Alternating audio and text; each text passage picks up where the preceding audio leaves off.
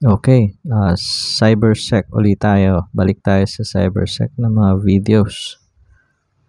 Introduction to SQL injection muna tayo. Ito yung isa sa mga top 10 OWASP na vulnerability. Ang pagkakatanda ko ay nasa top 3 siya. Okay? Bago tayo mag-proceed sa demo about sa SQL injection, syempre kailangan muna natin maintindihan ano ba yung SQL injection. At maintindihan natin kung ano yung threat at paano natin mapiprevent ang ganitong attack. Okay, ano ba yung mga kailangan natin alam bago tayo mag-start sa SQL injection?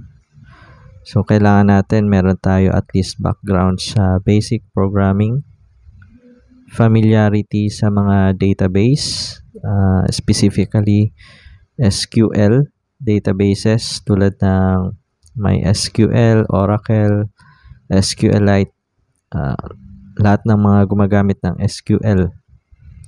And web development fundamentals. Pang-apat is SQL fundamentals. Siyempre, kailangan may alam na rin kahit papaano sa mga SQL queries. Next is yung security awareness. Siyempre, dapat may background na sa cybersecurity, kahit yung fundamentals. Next is yung virtual environments. Hindi kasi pwedeng kung magte-test tayo ng isang magpe-penetration testing tayo ay direkta dun sa live na application. Syempre, mas maigi kung gumamit tayo ng mga virtual environments or yung mga virtual machines. Doon natin ilalagay muna yung application bago tayo mag-test. And the last thing is ethical mindset. So, syempre, ginagawa natin to dapat for good, and dapat alam ng may-ari ng application na ginagawa natin yung testing, penetration testing or yung SQL attack para hindi masira yung kanilang application. Ethical, kumbaga. Okay, ano ba yung SQL injection? SQL injection, isa siyang klase ng cyber attack na gumagamit ng SQL queries upang magkaroon tayo ng access or yung unauthorized access sa database. Pwede tayo makapag-retrieve, modify, or delete ng mga data. Ano pa? Pwedeng makapag-bypass tayo ng authentication. Ang common target nito ay yung mga mahihina yung input validation ng mga application or yung mga API. And yung pagkaka-code ay hindi ginagamit yung tamang practice or yung best practices sa pagko-code, lalo na sa mga back-end side na nag-access sa mga database. Ano yung common types ng SQL injection? Meron tayong dalawa, error-based and union-based. Sa error-based, ang ginagawa dito ay in-exploit yung error messages ng database. For example, merong error na lumabas base sa input, pwede yun ma-exploit. So, explain natin. Ito, makikita nyo dito, merong tawag dito, single quote. Explain natin yan mamaya. Pwedeng base sa error, makapag-gather tayo ng information about sa database structure. Sa union naman, union-based injection, pwedeng ma-utilize natin yung union SQL operator tulad nitong query sa baba, and combine results from multiple select statements. So, ito kasing union ay pwede siyang gamitin kapag gusto nating mag-add ng another queries na gamit yung select statement tulad nito. Ito yung sample ng dalawang payload. Para sa sample lang ito, payloads na pwedeng gamitin sa pag-attack ng SQL. So, makikita nyo, ito, explain natin to kung ano ba yung dash. Siguro may mga background na sa SQL, alam na yan kung para saan yan. So, sa MySQL or sa SQLite, ang tawag dito is comment. And explain natin bakit merong single quote dito mamaya. Siguro mag-demo na tayo demo na agad tayo kung paano natin ginagawa yung SQL injection sa tunay na application. So, meron tayong ginawa na isang server. Yung tawag dito ay OWASP Juice Shop. Ito yung dapat in-install ko dun sa Termux kaso hindi gumana. So, gumawa na lang ako ng sarili kong gumawa na lang ako ng Juice Shop na server sa isang Linux server. So, yan. Makikita nyo, kapag nag-login tayo dito,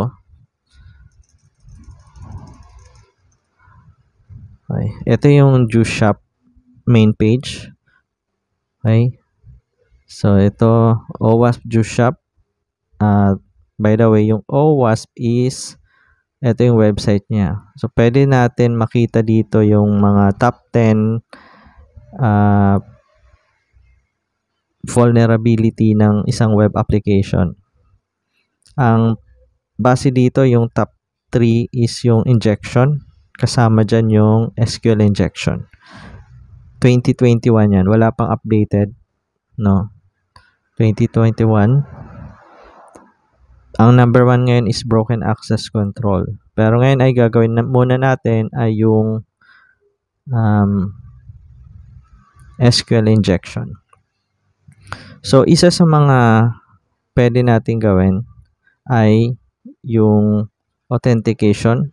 Pwede natin bypass authentication bypass or bypass authentication. Ibig sabihin niya, pwede tayong i-bypass natin yung pag-access sa isang user account. Ibig sabihin, kahit hindi natin alam ang username at password, pwede natin i-bypass yung account na yon. Okay, meron tayo pwedeng maktingnan kung ano yung mga payload na pwede natin gamitin sa SQL injection. So, meron ditong cheat sheet na pwede nyong tingnan at pwede nyong isa-isahin execute sa isang server or sa SQL command. Ito yung mga payload na sample. Ayan. Okay. Testing natin para maintindihan nyo kung anong ibig kong sabihin yan. For example, ito sa Juice Shop. Pwede tayong mag-login gamit yung kahit wala tayong alam na account. So, try natin mag-login. For example, mag-type tayo dito ng admin na password. Okay, so walang problema kasi invalid email or password. Okay. So, kailangan din natin pala mag-open ng inspect element para makita natin yung network, kung ano yung output. Okay. So, try natin. Tanggalin muna to. Taasan natin.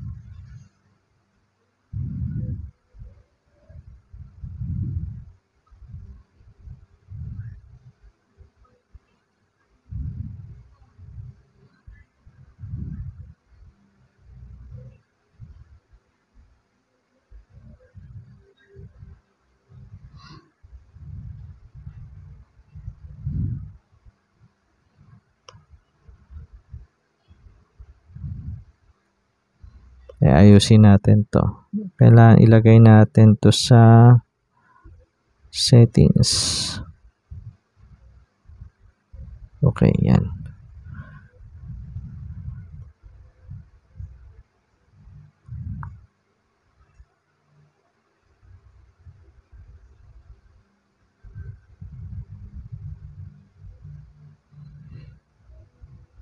Okay, ulitin natin, no? Pindutin natin yung login. So, makikita natin dito yung sinend niya na payload, which is admin yung password, preview. Okay pa naman, walang error. Sinasabi niya lang na invalid yung email. So, ang maganda nito kasi okay naman yung verification niya. Hindi niya sinasabi kung ano yung mali. Hindi kasi pwedeng email lang or password. Ito yung magandang pag-verify. So, walang problema dyan. So, saan magsisimula yung authentication SQL? Kapag gumagawa ng SQL injection, ang unang itetest niyan ay yung pwedeng itest natin is yung gamit yung single quote. Try natin maglagay ng single quote sa pareho, email at password. Then, pindutin natin yung login. Yan, tumama, di ba? So, tingnan natin dito, meron siyang error na lumabas. Dito pa lang nakita na natin na may SQLite error. Yung payload natin is single quote. Yan, password. Preview. Tingnan natin yung error. Sabi dito SQLite error. Ayan. Unrecognized token. Then, tingnan natin. Dito sa SQL query, pinakita yung SQL query. Select asterisk from users were email. Ito yung mali dyan. Kasi, tinitingnan niya yung nag-error siya dito sa single quote. So, sa email, nagkaroon ng error. Sa password, kinonvert niya pa rin into hash. So, tingnan natin. So, dito pa lang pwede na natin i-combine yan eh. Kung titingnan natin, pwede natin i-close. Kapag naglagay tayo ng single quote dito, close na siya. And pwede na tayo ulit mag-create ng another statement, kadugtong, tapos magko-comment. Parang ganito. As close natin, select, dapat ito maging successful. So, paano siya maging okay? Select asterisk from users where email is equals to, i-close na agad natin. So, blank, magiging parang ganito na siya. Ang query natin ay gagawin natin parang ganito.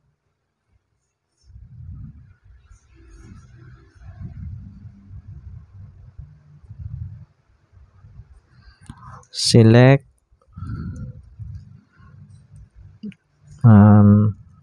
from users where email is equals to blank. Tapos ang gagawin natin, maglalagay tayo ng or 1 is equals to 1. Then, i-close na natin to ng ganyan. Tapos, lalagyan na natin ng dash dash. Yung dash dash, ang ibig sabihin yan, dash dash, ay comment ng kasunod. Kung titingnan natin, yung email is equals to blank, hindi nag-exist yung blank. Pero, naglagay tayo ng or, 1 is to 1, magiging okay siya. So, true pa rin ang kalalabasan nito. Okay, so, kung may background kayo sa SQL, maintindihan nyo to. Then, ang susunod ay comment na. So, ang magsusunod yung end password ay canceled out na siya. Ito sa baba. Wala na siya. Parang ito, and yung ganyan, and password. Then, kung ano pa yung susunod dyan, comment na lang siya. Hindi na siya papansinin ng SQL query. Pero ito magiging true na ang kalalabasan. Okay, sana na-gets nyo yan. So, gawin na natin, single quote, or 1 is equals to 1. Then, semicolon, then ganyan, dash dash para comment na siya ang susunod. And yung password kahit alin lang, kahit anong i-type natin. Then, try nga natin i-login. Okay, naging okay siya. Tingnan natin yung preview.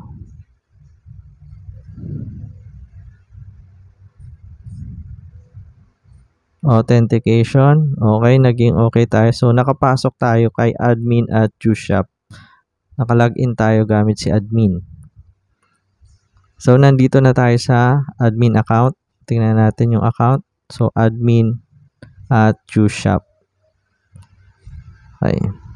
Nakapasok na tayo. So, tingnan natin yung si JuiceShop. Meron siyang tinatawag na scoreboard.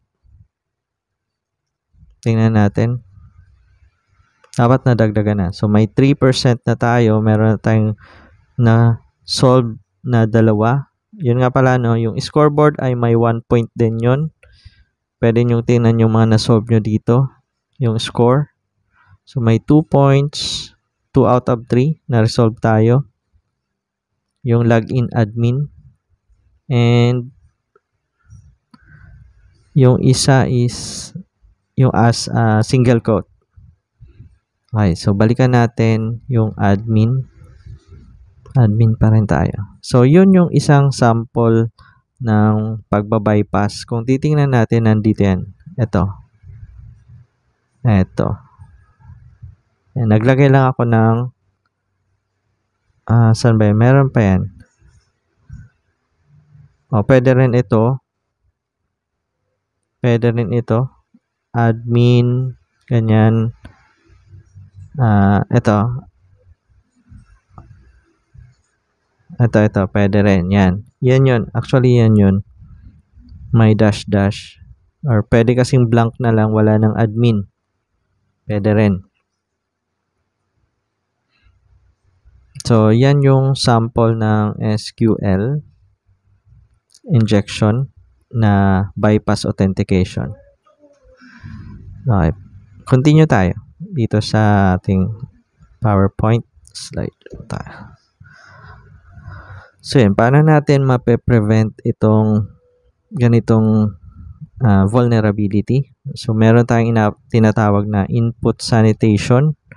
Sa input sanitation, kailangan i-validate natin and i-sanitize yung user inputs. Tulad yung kanina, pwede natin gawin na i-check natin kung may special character. Kapag may single quote, kailangan i-check natin yon, tapos sabihin natin na invalid input kasi merong asterisk. So, i-check natin yung input. Pwede rin kapag word, kapag number of kung kailangan email, dapat may at. Diba? Kapag email ang hiningi, dapat may at siya na ang i-accept niya lang na input ay may at na character. Or kapag ang integer ang kailangan na input, integer lang dapat. Or kung number lang. So, kailangan ma-validate at ma-sanitize natin yung input. Isa pa is itong paggamit ng parameterized queries. So, ito yung sample kapag walang parameterized queries. So, ito yung vulnerable sa SQL injection. Sample ito ng Python code. Dito, meron siyang ginamit na username. Ayan. So, yung input na username at password direktang concatenated dito sa query. Ayan. Ito ang ganito, vulnerable yan. So, paano siya papalitan na hindi vulnerable? So, gagamit tayo ng parameterized query. Ang papalit natin, imbis na magko-concatenate tayo ng tawag doon ng variable, ay gagamit tayo ng placeholder. So, ang tawag dito sa question mark ay placeholder. So, hindi na mako-concatenate yan, hindi magiging executable yung nandito. Kung anong ipapasa dito na value ng username at password, hindi na siya executable. So, dito na siya naka-parameters na. Then, another is least privilege principle. Pwede natin i-restrict yung mga database na ginagamit natin sa privilege. Kung read or write lang at hindi pwedeng mag-delete or mag-drop, ang nag-access or ang dapat nag-access lang ng database is yung administrator. I-avoid natin yung paggamit ng admin level accounts for applications.